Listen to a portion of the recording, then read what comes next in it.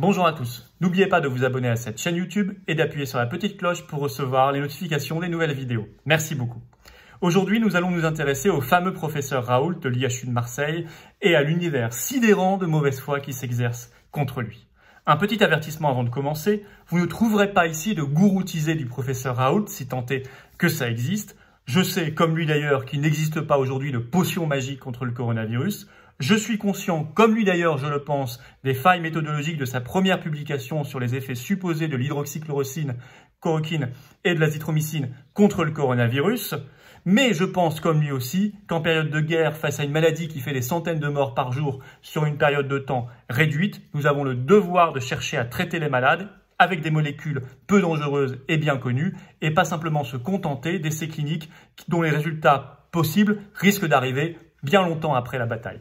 Cet avertissement fait, nous pouvons commencer. Je parlais de mauvaise foi sidérante contre le professeur Raoult. Je vais prendre deux exemples récents qui ont marqué jusqu'au plus haut niveau de l'État un état d'esprit très négatif contre le professeur Raoult que nous devons expliquer. Le premier exemple concerne une fameuse étude américaine sur l'effet supposé inefficace et dangereux de l'hydroxychloroquine et du protocole Raoult et qui a été à la une de tous les médias français depuis quelques jours. Vous l'avez forcément vu. Qu'est-ce que cette étude américaine? Elle porte sur 368 patients malades du coronavirus divisés en 3 groupes. Le premier n'a reçu aucun traitement et a connu à la fin un taux de mortalité de 11%. Le deuxième n'a reçu que l'hydroxychloroquine comme traitement et a connu à la fin un taux de mortalité de 28%. Le troisième enfin a reçu le traitement Raoult, c'est-à-dire hydroxychloroquine et azithromycine, et connaît à la fin un taux de mortalité de 22%. L'étude étant publiée, les médias en font tout de suite l'analyse, que nous allons voir être relayée par le pouvoir politique, ce qui est très grave, disant le protocole Raoult ne fonctionne absolument pas, il serait même dangereux pour les malades du coronavirus, puisque le taux de mortalité le plus bas observé dans cette étude américaine concerne le groupe qui n'a reçu aucun traitement. Fermez le bal, c'est terminé, fin de partie pour le protocole Raoult, fin de partie pour l'hydroxychloroquine et l'azithromycine. Alors, on est très étonné. On est très étonné d'abord par les taux de mortalité obtenus qui sont extraordinairement élevés. 11%, 22%, 28%. C'est beaucoup plus que le taux de mortalité normal du coronavirus qui a été récemment estimé de manière scientifique à environ 0,5% sur l'ensemble des malades. Pourquoi? Il faut regarder précisément et en détail cette étude américaine. D'abord, on voit qu'elle ne concerne que des hommes qui sont, on le sait, beaucoup plus touchés que les femmes. Il y a déjà un premier biais très important. Ensuite, que des hommes âgés. Tous ont plus de 65 ans. Donc on est là aussi, on sait que les personnes âgées sont beaucoup plus touchées et que le taux de mortalité est beaucoup plus élevé chez elles que dans le reste de la population. Donc là, il y a un deuxième biais très important.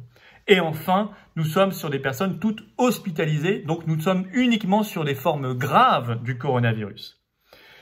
Est-ce que ça correspond aux conditions du protocole Raoult? Non, c'est à peu près l'inverse.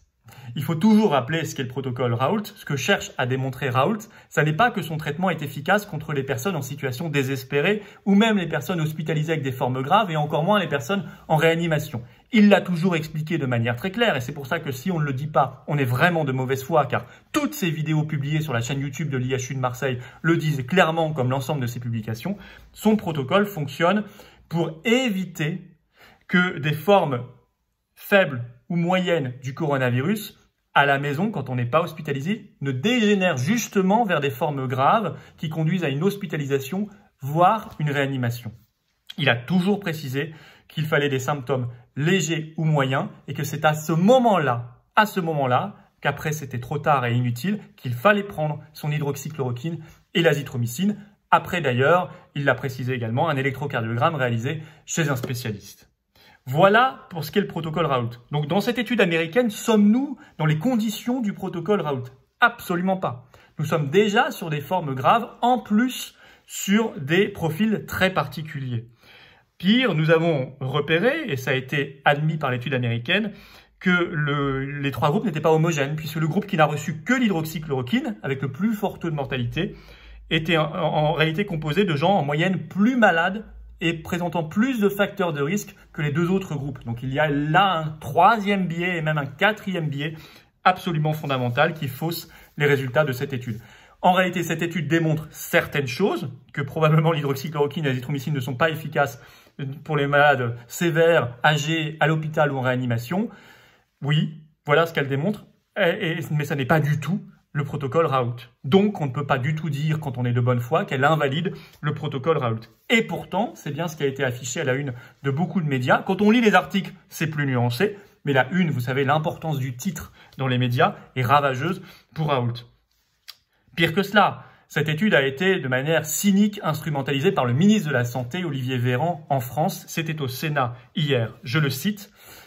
Véran déclare, en réponse à un sénateur qui l'interroge justement sur la non-diffusion en France du protocole Raoult, Véran estime qu'il y a des études, je cite, publiées et validées, qui ne sont clairement pas en faveur du protocole Raoult.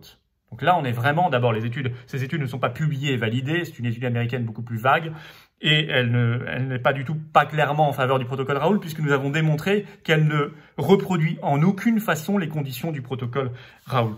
Véran ajoute d'ailleurs juste après, il y a un médicament qu'on prend quand on est malade et qui est efficace ou qui ne l'est pas. Et donc, peu importe les conditions dans lesquelles on prend, peu importe le public à qui il s'adresse, peu importe l'état d'avancement de la maladie, le médicament, donc l'hydroxychloroquine ou l'azithromycine, ou les deux réunis, est efficace ou il ne l'est pas. Mais ça, c'est une aberration médicale et scientifique totale. Et on ne peut pas croire que le ministre de la Santé, qui est médecin lui-même, ne le sache pas. Donc il est forcément dans une mauvaise foi. Bien sûr que oui, dans un protocole médical, le même médicament peut avoir des effets tout à fait différents selon les publics, selon l'état d'avancement de la maladie. Et on ne va pas forcément donner le même médicament aux mêmes gens au même moment de la maladie, etc. Donc on doit regarder les conditions d'un protocole quand on l'administre. Donc là, Véran a été d'une mauvaise foi crasse. Il ajoute d'ailleurs, mais rassurez-vous, là, je le cite, la France est le pays des études cliniques. Et nous testons le protocole Raoult. Mais non, je l'ai déjà démontré dans une autre vidéo, on ne teste pas les conditions du protocole Raoult dans aucun essai clinique en France. Ni le fameux essai européen Discovery, qui teste essentiellement les médicaments du groupe Gilead, surtout le Remdesivir, mais pas du tout le protocole Raoult, ni l'essai français du CHU d'Angers, piloté par le CHU d'Angers. Il n'y a jamais les conditions du protocole Raoult, ni les médicaments du protocole Raoult, précisément, ni même l'étude du CHU de Montpellier, que pourtant Véran se vante d'avoir, je le cite, designé lui-même, puisqu'il dit avoir designé avec le président de la République cet essai du CHU de Montpellier, mais qui pourtant, quand on regarde, ne concerne qu'un public hospitalisé. Nous sommes encore loin également du protocole Raoult. Vous savez, cette mauvaise foi me rappelle une autre information qui était sortie à la une du média le 24 mars, à la une des médias français d'ailleurs, le 24 mars dernier. On avait publié en une des médias, vous devez vous en souvenir, qu'un Américain était mort parce qu'il avait ingéré de la chloroquine. Donc là, on s'était tous inquiétés. Et en fait, en lisant l'article, il n'avait pas ingéré l'hydroxychloroquine et l'azithromycine du professeur Raoult. Non, non. Il avait ingéré un nettoyant pour aquarium qui était du phosphate de chloroquine. Donc en fait, on prenait le cas d'un Américain quand même, excusez-moi, relativement stupide pour avoir mangé du nettoyant pour aquarium parce qu'il y avait probablement derrière sur la bouteille le mot chloroquine qui devait apparaître quelque part puisque c'est du phosphate de chloroquine. Et on avait fait passer ce cas à partir d'une personne assez stupide pour une réfutation scientifique et médicale du protocole Raoult. Vous voyez, ça, ce sont des exemples de mauvaise foi terribles. Jamais on ne parle de la faible mortalité à Marseille et jamais on ne l'étudie. Pourquoi ? Pourquoi, justement, où se trouve l'institut du professeur Raoult, il y a moins de mortalité? Ça devrait être étudié précisément. Pourquoi, dans les pays qui ont adopté son protocole, on pense au Maroc, on pense à la Grèce, on pense au Sénégal, jusqu'ici, il y a une bien plus faible mortalité par habitant qu'en France. Ça aussi, ça devrait interpeller. Mais là, le ministre de la Santé n'en parle jamais. Deuxième exemple récent, très récent, et même concomitant de très grande mauvaise foi et de campagne déchaînée contre le professeur Raoult, c'est sur la question de la saisonnalité du virus, où on a fait dire au professeur Raoult des choses qu'il n'a jamais dites dans le but de le discréditer. Je m'explique. Le professeur Raoult a fait une vidéo il y a quelques jours, sa dernière vidéo publiée sur la chaîne YouTube de l'IHU de Marseille, où il explique que ce virus est peut-être en train progressivement de disparaître dans les zones tempérées, parce qu'il est peut-être, comme beaucoup d'autres virus respiratoires, saisonnier. Et je vais citer précisément ce qu'il dit après, vous verrez que c'est très nuancé et très prudent. Ça a été transformé dans les médias. Je cite par exemple l'interview de Bruno Lina, qui est virologue au CHU de Lyon, qui ne semble pas aimer beaucoup le professeur Raoult, et qui dit sur franceinfo.fr, je le cite, donc pour moquer et discréditer Raoult, donc il a transformé ce qu'il a dit en, je cite, « Pensez simplement que le fait qu'il fasse beau et chaud va freiner le virus, est un petit peu trop optimiste. Donc, en quelque sorte, Bruno Lina estime, repris par franceinfo.fr, que Raoult aurait dit « Ah bah non, le virus est en train de disparaître parce qu'il fait beau et chaud. » Il n'a jamais dit ça, vous allez voir. Et Bruno Lina ajoute d'ailleurs, Raoult a tort puisque, je le cite, ce dernier, le virus, est observé en Asie où il fait chaud. L'épidémie est très importante en Floride où il fait chaud. Donc le but, vous avez bien compris, de cette déclaration, reprise d'ailleurs par un autre médecin qui lui ajoute, pour contrecarrer Raoult, qu'elle est présente également à Singapour où il fait chaud, et bien donc Raoult dit n'importe quoi. Raoult aurait dit que le virus est en train de disparaître parce que les températures sont en train d'augmenter, du fait qu'on va progressivement vers l'été, et qu'il fait beau, qu'il y a du soleil. Donc Raoult passe pour un imbécile. Sauf que quand on regarde précisément, et moi j'ai noté ces phrases de sa dernière vidéo, ça n'est pas du tout ce qu'il a dit. Alors je vais le citer, on va le citer précisément, et on va le citer intégralement parce que c'est très important. Vidéo sortie il y a quelques jours, vous retrouvez sur la chaîne YouTube de l'IHU de Marseille. Alors, d'abord, Raoult dit « on est sur une vague descendante ». Bon, ça c'est constaté par les autorités, il y a moins d'hospitalisation, moins de réanimation, tant mieux. Et il ajoute « on a bien l'impression que ce qui était une des possibilités de cette maladie, c'est-à-dire une maladie saisonnière, est en train de se réaliser. Encore une fois, moi, je ne prédis pas l'avenir. » Vous voyez, donc il y a quand même des marques de prudence. On a bien l'impression que c'est une des possibilités, je ne prédis pas l'avenir.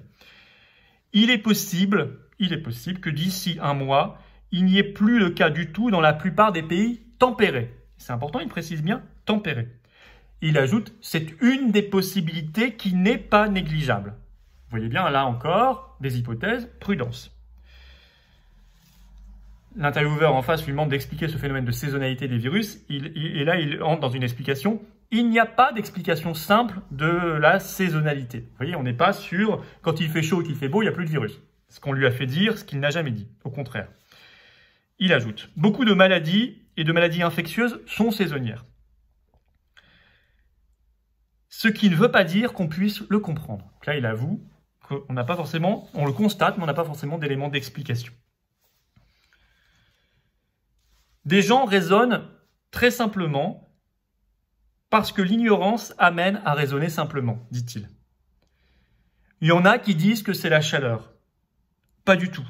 Parce que dans la zone intertropicale, je le cite toujours, hein, il y a beaucoup plus de grippe, il fait très chaud, et il y en a pourtant toute l'année. Donc vous voyez qu'il dit même l'inverse, et pourtant cette vidéo a été publiée avant les attaques de certains de ses collègues et de politiques, il dit même l'inverse de ce qu'on lui a mis dans la bouche. Je continue, je le cite, donc on ne sait pas vraiment. Mais on sait que c'est la saison. Il y a peut-être les UV qui rentrent dedans, dans les explications. Il y a de multiples phénomènes qui peuvent entrer dedans. Donc il peut y avoir plusieurs explications. Et là, ça rejoint ce qu'il avait dit avant. On constate, mais on ne comprend pas forcément. En tout cas, c'est beaucoup plus compliqué, dit-il, que simplement la chaleur. Et ce qu'il dit vaut pour les zones tempérées. Donc quand on lui sort l'exemple de Floride, d'Asie, de Singapour, on n'est plus en zone tempérée. Donc c'est bien ce qu'il a exclu dès le départ. Donc là encore, on lui fait dire l'inverse de ce qu'il a dit.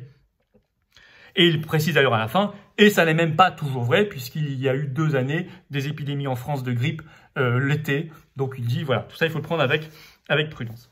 Bref, je crois vous avoir démontré qu'il y a eu des attaques d'une grande mauvaise foi sidérantes contre lui. Pourquoi? D'abord, ne négligez jamais le facteur humain. Il y a des détestations parmi les mandarins, c'est-à-dire les grands professeurs de médecine. Entre les réputations, les égos, il y a des chocs. Il y a des détestations, et donc, comme dans tout milieu très exposé, nous sommes d'abord et avant tout sur ce sujet-là. Ensuite, il y a la volonté du politique de ne pas se dédire. Imaginez que le ministre de la Santé dise d'un coup que le protocole Raoult peut avoir des effets efficaces, réels, alors il donnerait le sentiment de se dédire, et il sait qu'il pourrait être très attaqué parce que pendant plusieurs mois, ils ont dit l'inverse. Donc là, on est dans l'inertie de la politique qui a toujours du mal à sortir de ses préjugés, de ses mensonges, même quand ils sont constatés, de peur d'apparaître comme responsable et coupable. Ça, c'est une deuxième explication importante. La troisième explication, c'est que c'est le profil même du professeur Raoult. Vous savez, son look, ses cheveux, sa manière de parler, sa manière de refuser, lui, les plateaux de télé, etc. D'avoir démissionné du Haut Conseil scientifique auprès du président de la République, bon, fin mars.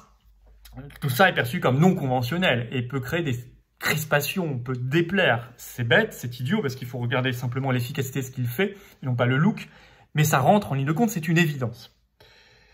Enfin, quatrième, évidemment, l'enjeu financier, bien sûr. Et il ne s'agit pas de complot ou de complotisme. On est dans un monde complexe.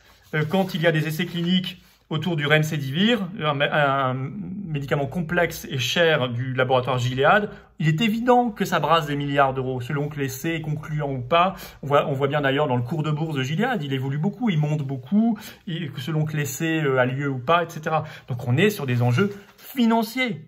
Voilà, et ne pas penser qu'il y ait des enjeux financiers et s'interdire d'y penser parce que ce serait du complotisme, mais c'est d'une bêtise totale. Dans tout milieu, pas que médical et pharmaceutique, loin de là, dans l'armement, dans l'agroalimentaire, dans la chimie, dans tous les secteurs que vous voulez, il y a dans la banque des enjeux financiers.